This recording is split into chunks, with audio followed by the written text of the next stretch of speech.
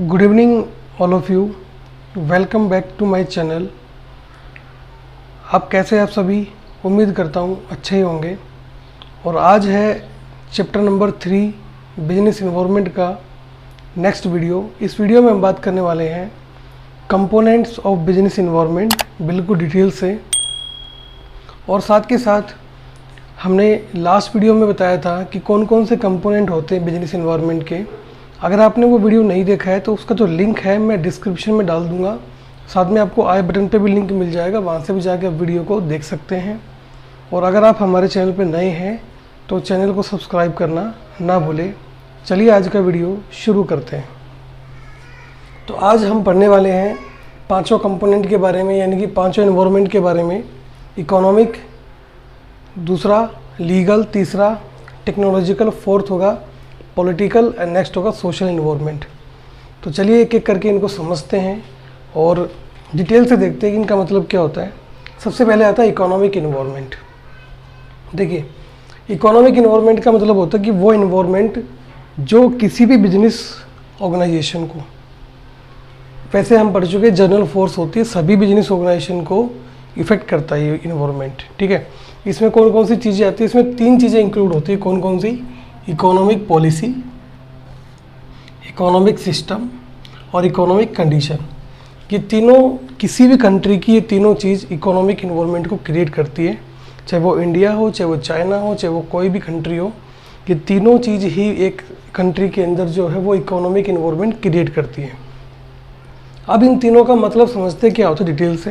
पहला, economic policy. Economic policy में कौन कौन सी चीज़ें आती है? इंपोर्ट एक्सपोर्ट पॉलिसी आती है, टैक्सेशन पॉलिसी आती है, इंडस्ट्रियल पॉलिसीज आती है। इस तरह की पॉलिसीज किस में आती है? इकोनॉमिक पॉलिसीज में आती हैं।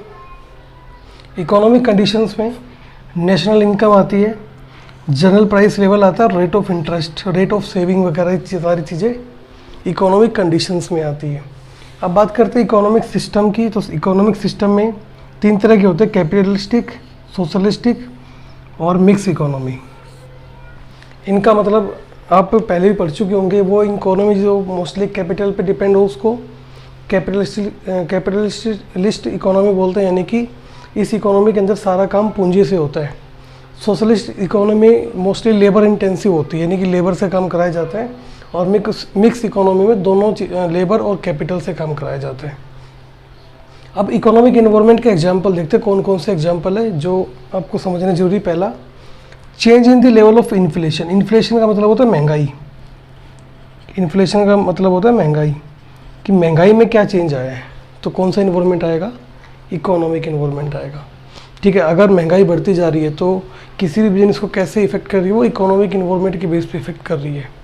दूसरा, policies to promote FDI. FDI की फुल फॉर्म होती है फॉरेन डायरेक्ट इन्वेस्टमेंट। तो जो फॉरेन डायरेक्ट इन्वेस्टमेंट है उसको प्रमोट करने की पॉलिसीज क्या बनाई गई है, वो भी सारा किस में आता है? इकोनॉमिक इन्वायरमेंट के अंदर आता है। नेक्स्ट बताया हुआ डिवैल्यूएशन ऑफ रुपीज़।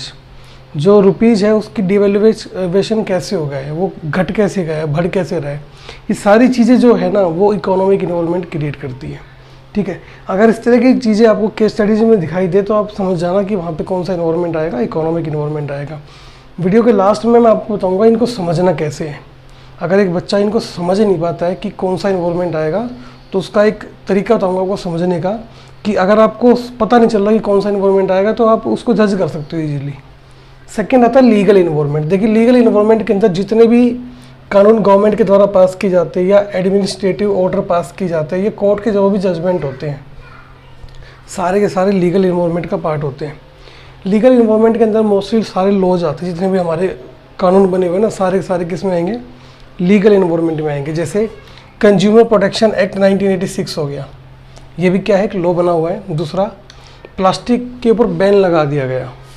तो प्लास्टिक के ऊपर जो बैन लगाया गया वो भी क्या है? इकोनॉमिक लीगल इन्वायरमेंट का पार्ट है।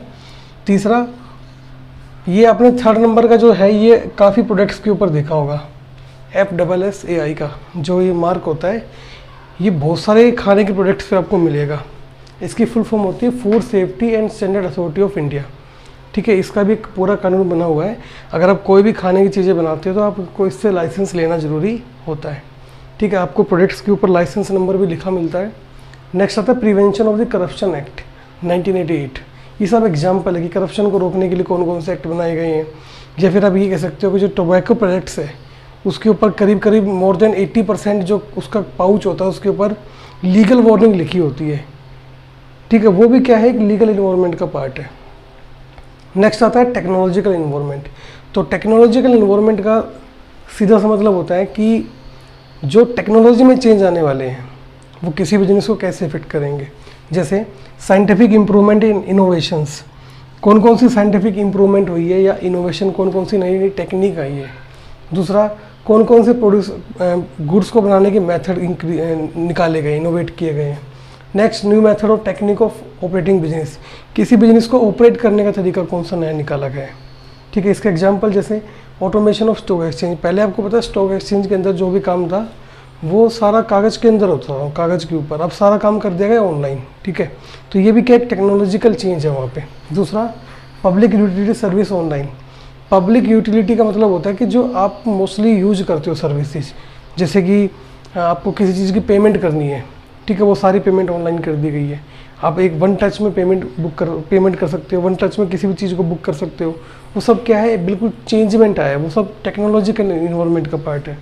थर्ड आता है ई पेमेंट मेथड। ई पेमेंट मेथड मतलब आप ऑनलाइन पेमेंट कर सकते हो हर चीज़ की, जैसे ई वॉलेट्स बहुत सारे आ गए, पेटीएम आ गया, मोबिक्विक आ गया, ठीक है, और दुनिया भर के एप्लीकेशन आ गए जो ई पेमेंट मेथड आपको अवेलेबल करा रहे हैं।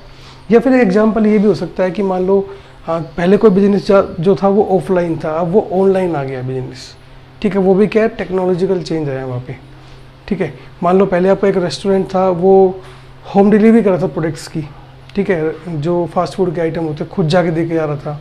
बाद में उन्होंने एक एप्लीकेशन लॉन्च कर दिया कि आप सीधा वहीं से ऑर्डर कीजिए और विद इन 30 मिनट्स आपको मिल जाएगा। पहले क्या था, कॉल पे ऑर्डर करना पड़ रहा था, उन्होंने चेंज किया कि एप्लीकेशन लॉन्च कर दी, वेबसाइट बना दी, ठीक है। ये सब क्या टेक्नोलॉजिकल चेंजेस हैं जो एक बिजनेस के अंदर आए हुए हैं। नेक्स्ट जो होगा वो होगा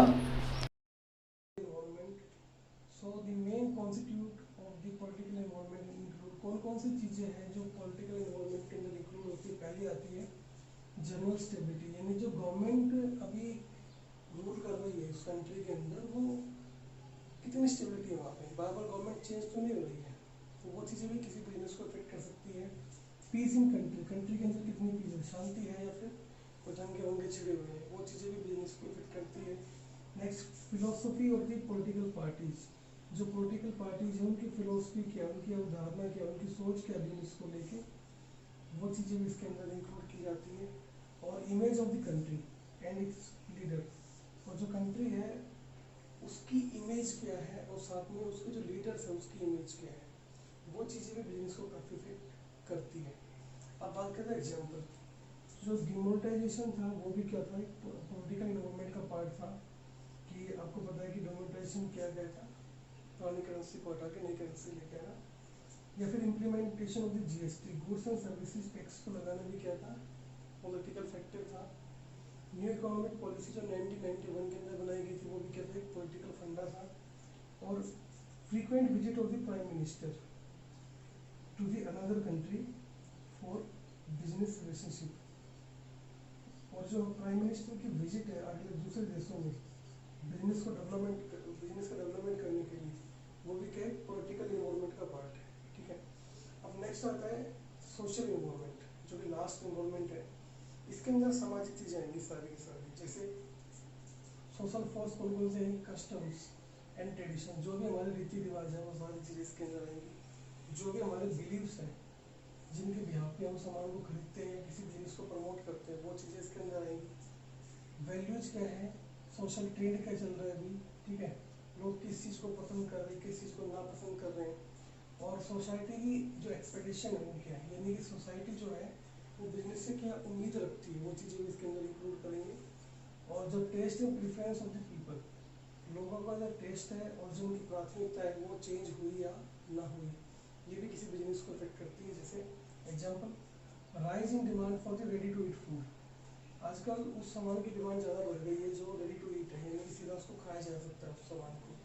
दूसरा, फेस्टिवल टाइम, जैसे कि होली है, दिवाली है, ठीक है, रक्षाबंधन है, तीज है, इनके ऊपर जो डिमांड है प्रोडक्ट्स की वो बढ़ जाती है, तो वो सोशल इन्वॉल्वमेंट का पार्ट है। नेक्स्ट है ऑर्गेनिक फूड। जो ऑर्गेनिक फूड है उसकी डिमांड ज़्यादा है। लोग सोच रहे हैं कि ऑर्गेनिक फूड अगर यूज़ करेंगे तो बीमारियाँ कम होगी। तो ऑर्गेनिक फूड की जो डिमांड है वो भी क्या है, सोशल इन्वॉल्वमेंट का पार्ट है। तो जो बिजनेस है वो इसके ऊपर ध्यान दे रहे हैं। ठीक है। Equal pay to male and female workers, यानी कि मेल और फीमेल वर्कर्स को जो है इक्वल पेमेंट दी जा रही है। इससे फायदा क्या होता है कि समाज के अंदर एक स्टेबिलिटी क्रिएट होती है, किसी भी तरह का डिस्क्रिमिनेशन नहीं हो पाता। नेक्स्ट आता है growing demand for air purifiers and electric cars. और आपको पता है कि आज डिमांड किसकी बढ़ रही है, एयर प्योरीफायर्स की बढ़ रही है, इलेक्ट्रिक कार्स की बढ़ रही है। तो ये भी कई तरह से लोगों का टेस्ट है, एक तरह से लोगों की प्रीफरेंस चेंज हो रही है किसी भी चीज़ को लेके। तो वो किस में आएगा, सोशल इन्वॉल्वमेंट में आएगा। अब देखिए बात मैंने कही थी कि इन पांचों इन्वॉल्वमेंट में से आप पहचान कैसे करोगे कि कौन सा इन्वॉल्वमेंट आपके केस स्टडी का आंसर होगा। तो पहचान करने का सिंपल सा तरीका आपको मैं बता देता हूँ, जिससे आप बिल्कुल इजीली पहचान कर सकते हो। देखो, टेक्नोलॉजी की जो पहचान है वो आप इजीली कर सकते हो। कोई भी चीज़ जो थी पहले ऑफलाइन थी अब ऑनलाइन हो गई, या उसका यूज करने का तरीका बदल गया, बनाने का तरीका बदल गया, किसी भी जिनिस को ऑपरेट करने का तरीका बदल गया।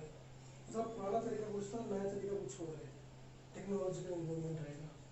लीगल इन्वॉल्वमेंट, कोई भी लीगल वार्निंग दे रखी हो, कोई भी एक्ट पास किया गया हो, लेकिन उसमें रूलिंग ये जो पार्टी है, पॉलिटिकल पार्टी का इंटरफेरेंस नहीं होना चाहिए, लीगल इन्वॉल्वमेंट आएगा। सोशल के अंदर सोसाइटी से रिलेटेड जो भी चीज़ें आपको दिखे वो इसके अंदर आएगी। जैसे कोई भी सोसाइटी के रिगार्डिंग हो सकता है, पहले लोग ये पसंद करते थे, अब ये पसंद कर रहे हैं। ठीक है। होली दिवाली के ऊपर, फेस्टिवल्स के ऊपर क्या डिमांड बढ़ जाती है। ठीक है, सोशल आएगा।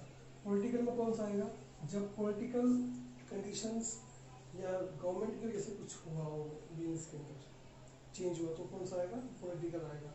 और जो बच गया वो किसमें आएगा, गवर्नमेंट में। ठीक है। सबसे बेस्ट तरीका होता है कि क्वेश्चन को जब भी सोल्व करें तो पांचों एनवायरमेंट को ध्यान में रख के एक पेपर पे लिख लो आप। ठीक है। उनको एक एक जस्टिफाई कर सकते हो अगर आपको सोल्व करने में दिक्कत आ रही है। तो इस तरह की जो चीज़ें हैं वो हम बाद में भी शेयर कर सकते हैं। अभी खाली टॉपिक को डिस्कस कर रहे हैं। तो आज था कंपोनेंट ऑफ बिजनेस एनवायरनमेंट के ऊपर। हमने देखा कि क्या होता है और कौन कौन से 5 कंपोनेंट इसके जो होते हैं वो इम्पोर्टेंट होते हैं, जनरल कंपोनेंट। उसकी बात की। अगले वीडियो में हम नेक्स्ट टॉपिक की बात करेंगे। अगर आपने इससे पहले वाले वीडियो नहीं देखे हैं तो उनका जो लिंक है मैंने डिस्क्रिप्शन में दे रखा है, और साथ में आई बटन पर भी आपको लिंक मिल जाएगा, वहाँ से वीडियो देख सकते हैं। आज के वीडियो में इतना ही, मिलते हैं अगले वीडियो में। Thank you so much for watching this video. Have a nice day.